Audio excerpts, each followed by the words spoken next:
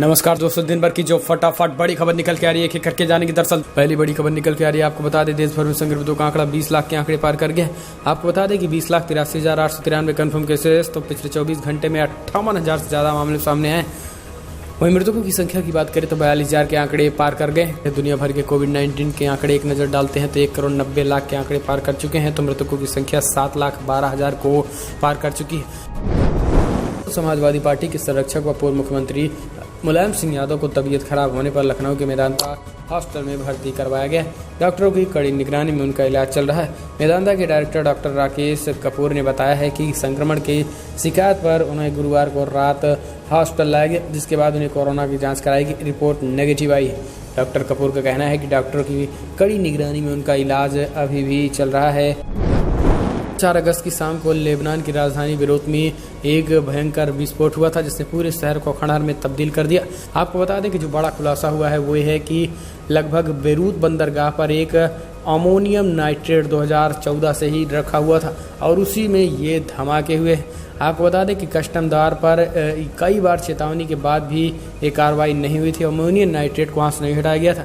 22,000 करोड़ से भी ज़्यादा का नुकसान हुआ है और इस बीच सरकार ने बंदरगाह पर तैनात सभी अधिकारियों को घर में ही नज़रबंद कर दिया है। असद ओवैसी पर सुप्रीम कोर्ट के फैसले पर बयानबाजी को लेकर AIMIM चीफ असद ओवैसी की मुश्किलें बढ़ती चली जा रही है। ओवैसी के बयानों को लेकर कोर्ट की प्रतिष्ठा को कम करने और अपमान करने वाले बताते हुए SC में अवमानना दाखिल की गई। इसके साथ ही उनके बयानों को हिंदुओं की भावनाओं को ठेस पहुंचाने वाला और मुसलमानों को भड़काने वाला बताकर कार्रवाई की मांग की गई। एंटी टेररिस्ट फ्रंट इंडिया के प्रेसिडेंट वीरेश सांडिल और एक वकील की ओर से जारी याचिका में कहा गया है कि ओवैसी ने अयोध्या में भूमि पूजन से पहले एक न्यूज चैनल पर कोर्ट की पवित्रता और बुद्धिमत्ता को लेकर अपमानजनक बयान दिया था। केरल की कोझिकोड में एयर इंडिया का एक विमान फिसल गया। इस घटना में पायलट की मौत हो गई। जानकारी के मुताबिक दुबई में कालीकट आ रहे एयर इंडिया एक्सप्रेस विमान दुर्घटनाग्रस्त हो गया। रनवे से आगे निकलने की वजह से हादसा हुआ है। एयर इंडिया की फ्लाइट 13 और 44 दुर्घटनाग्रस्त हो गए। रनवे पर फिसलने के बाद विमान के 2 टुकड़े हो गए हैं।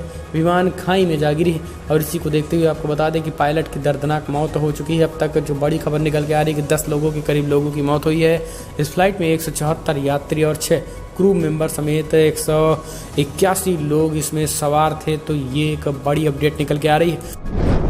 बिनाहट कस्बे के सदर बाजार क्षेत्र में गुरुवार को रात अपने घर के सामने खड़े होकर बीजेपी के नगर अध्यक्ष निखिल गुप्ता गश्त कर रहे दरोगा जितेंद्र कुमार के कहने पर अंदर नहीं गए। इस पर दरोगा ने उन्हें ही थप्पड़ जड़ दिया। घटना की जानकारी पर भाजपाइयों ने थाना घेर लिया और दरोगा की निलंबन की मांग को लेकर 3 घंटे तक हंगामा किया। भारतीय सीमा में चीनी घुसपैठ की पुष्टि करने वाले गोपनीय दस्तावेज रक्षा मंत्रालय की वेबसाइट से गायब हो गए हैं। NDTV की खबर के मुताबिक गोपनीय दस्तावेज वाला पेज वेबसाइट से मिसिंग हो गया है और लिंक क्लीन करने पर नहीं खुल रहा है। वेबसाइट से गायब हुए दस्तावेज में रक्षा मंत्रालय ने माना था कि मई माह की शुरुआत में पूर्वी लद्दाख के कई इलाकों में चीन ने घुसपैठ की थी, लेकिन वेबसाइट पर जैसे ही दस्तावेज अपलोड किए गए, मीडिया में ये खबर सुर्खियां बटोरने लगी और विपक्ष सरकार पर हमलावर हो गया।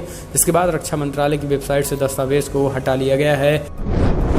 बॉलीवुड अभिनेता सुशांत सिंह राजपूत की आत्महत्या के मामले में मुंबई पुलिस द्वारा हर पहलू की जांच पड़ताल की जा रही है। इसी बीच शिवसेना विधायक प्रताप सारनाइक ने आर्किटेक्ट अन्वय नायक आत्महत्या मामले में उठाते हुए रिपब्लिक टीवी के संस्थापक और अर्नब गोस्वामी पर हमला बोला है। इस मामले के वकील सुधीर सूर्यवंशी ने ट्विटर पर ट्वीट करके बताया है कि शिवसेना के विधायक प्रताप सरनाइक ने महाराष्ट्र के गृह मंत्री अनिल देशमुख को पत्र लिखकर आर्किटेक्ट अन्वय नायक आत्महत्या मामले को फिर से जांच करवाने की मांग की है, जिसमें अन्वय नायक द्वारा लिखे सुसाइड नोट के आधार पर रिपब्लिक टीवी के चीफ इन एडिटर अर्नब गोस्वामी आरोपी बनाया गया है। अपने जनाधार को बचाने के लिए और भाजपा के हिंदुत्व की काट को खोजने में जुटे कमलनाथ और कांग्रेस को राम भक्ति काफी भारी पड़ती नजर आ रही है। इस मामले में कांग्रेस का कुल वोट का कहा जाने वाला मुस्लिम वर्ग अब से नाराज होने रहा है। मामले में गौरतलब बात यह है कि स्थानीय स्तर पर मुस्लिमों की नाराजगी के बाद अब जिस पर ज़्यादा चर्चा हो रही है वो है भगवा पहनना और इसी को लेकर सीधे जामिया निज़ामिया ने संज्ञान लिया है। उन्होंने कमलनाथ और कांग्रेस को जताते हुए कहा है कि मुसलमानों ने उन पर जो भरोसा किया था वो बेकार गया। अब मुसलमान वर्ग को फिर से सोचने की ज़रूरत ना पड़े।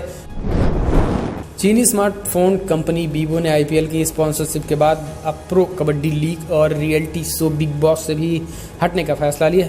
प्रो कबड्डी लीग के लिए वीवो ने 60 करोड़ रुपए सालाना की डील की थी। इसके अलावा बिग बॉस के एक सीजन के लिए 30 करोड़ रुपए की डील की थी।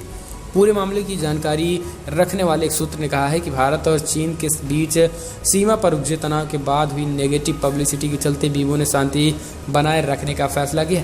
इसलिए कंपनी ने सभी बड़ी डील से कम 1 साल के लिए खुद को अलग करने का फैसला लिया। तो बड़ी खबर हुई थी ना, लेकिन अगर आपको वीडियो पसंद आए तो लाइक करके समर्थन करें, कमेंट के माध्यम से अपनी राय दें, वीडियो को ज़्यादा से ज़्यादा दोस्तों तक फैला दें। इस वीडियो में इतना ही। जय हिंद, जय भारत।